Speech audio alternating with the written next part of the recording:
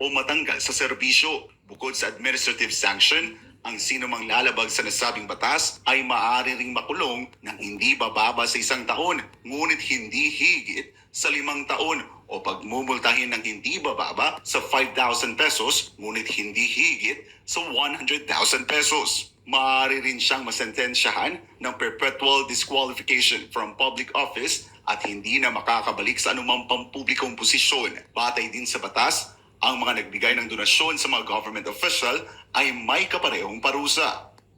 Kaya para sa dating National Intelligence Officer ng CPP, NPA, NDF na si Jeffrey K. Eric Celis, dapat nang mag-resign si Abalos dahil malinaw na nilabag niya ang nasabing batas. No need na kasuhan ka when the evidence are already very clear. Mag-impake ka na. Huwag mo nang antayin sipain ka ni Marcos Jr. sa pagiging Secretary of the ILG. Very clear. Yung batas. Abogado ka, mahiya ka. Kasi pwede kang madisbar dito. Ito ay gross ignorance of the law at hindi ka dapat binigyan ng lisensya bilang abogado kung hindi mo alam ito. So mag-impake ka. Kung tatanungin ang tungkol sa timing ng pag-anunsyo ni Abalos sa reward money laban kay Pastor Apollo, ito naman ang kanilang naging komento. May timeline kasi silang inahabol bago mag-July 22 o SONA.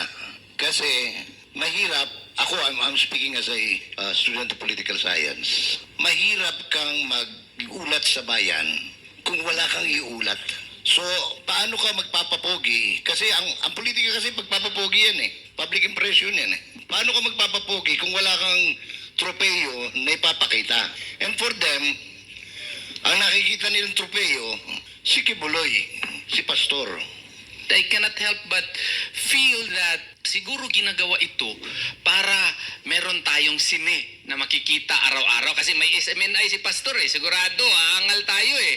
So, madraw yung attention dito at makalimutan na yung tumataas yung ating utang at yung ating korupsyon na grabe na masyado. So, hindi na mapag-uusapan. Yun lang pong observation ko. Displacement theory. Para po lituhin ang taong bayan at i-confuse ang kalagayan ng mamamayan at hindi mapukusan ang pananagutan sa malubhang pagkawala ng kakayahang mamuno ng Marcos Jr. Correct. government.